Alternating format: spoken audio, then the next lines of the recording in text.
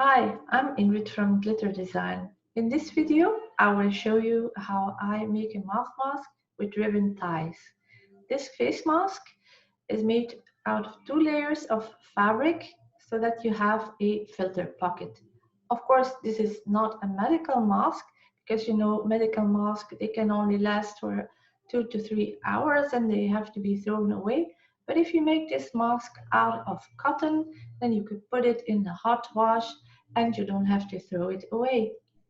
For this mask, we will need two pieces of fabric, one of 21.5 by 20 centimeters, that is 8.5 by 8 inch, and one of 19 by 20 centimeters, that's 7.5 by 8 inches.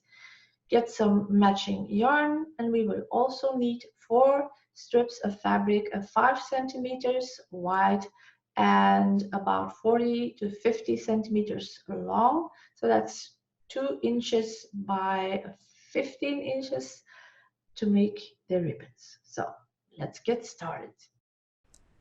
We start with measuring and cutting fabric for making the ribbon ties.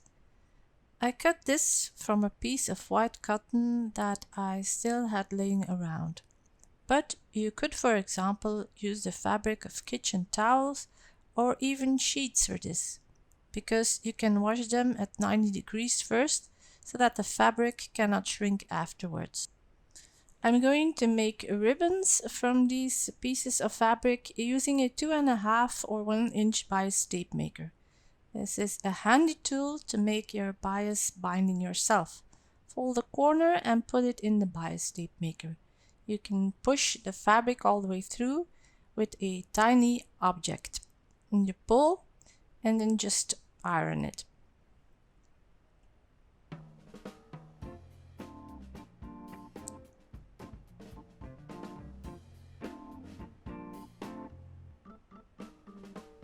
Fold the bias tape in half and press again.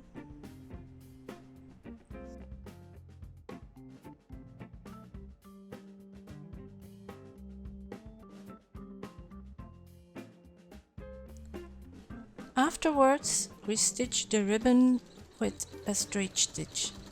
Place the needle of your sewing machine as far to the right as possible so that you can stitch close to the seam. And then at the end and the beginning of your stitches, secure it by stitching back and forth. When you use yarn of the same or matching color of your fabric, the stitching is hardly visible and you will have nice ribbon ties.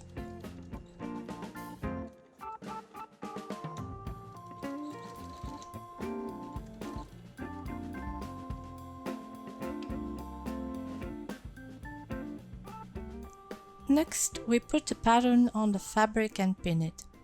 I used the pattern that I found on Bernina's blog.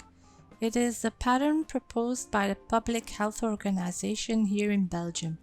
I will put a link in the description below the video. Make small cuts halfway up the seam or make markings where the pleats should go. Indicate where top and bottom is. Then I press pleats in both parts of the fabric. Take 2 centimeters or 3/4 of an inch and slide down, ensuring that the markings overlap. This way you create pleats of 1 centimeter, that's about half an inch. Also iron the bottom edges at 1 centimeter and iron in a 2 centimeter fold on the bottom of the outside of the mask towards the wrong side of the fabric.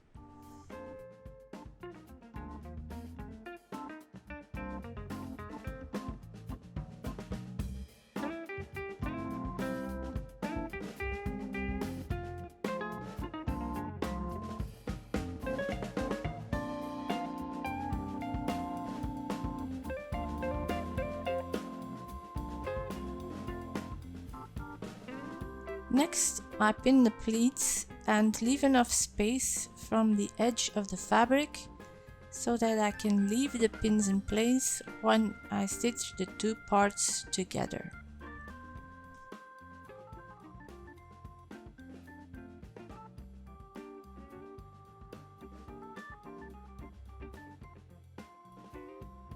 Sew the bottom seams with a straight stitch.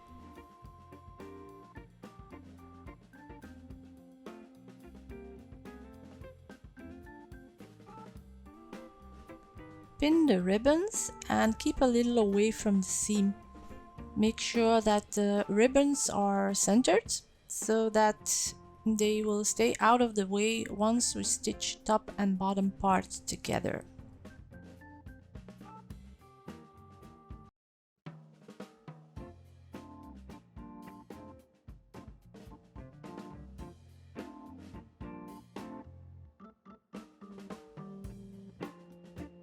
Front and back parts are now pinned together. The bottom of the mask remains open.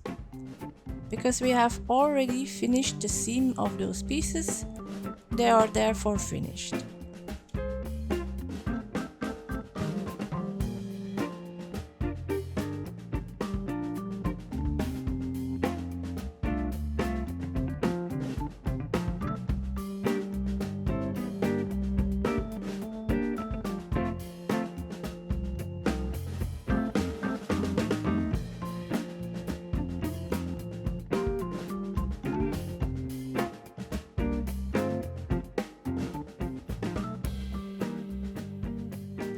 Afterwards, I stitch the parts together with 1 centimeter or 1/4 of an inch seam allowance. And of course, secure beginning and end of the stitches by going back and forth with the sewing machine. When turning, you can lower your needle down whilst turning your fabric and then continue stitching.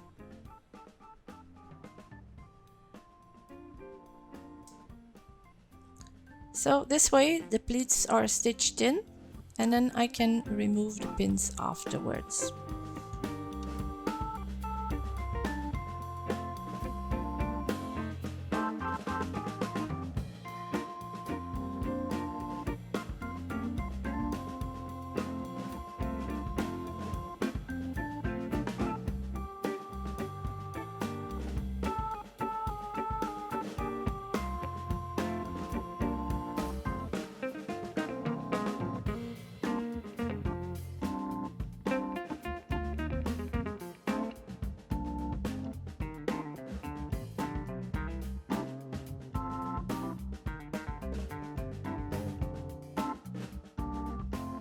For the finishing of the inside, I took out my overlock machine and finished the edges that way.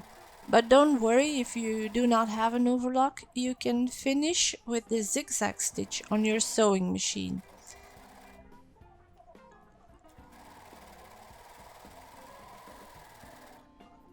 We turn the mask to the right side, push back the corners, cut some threads, and there we go.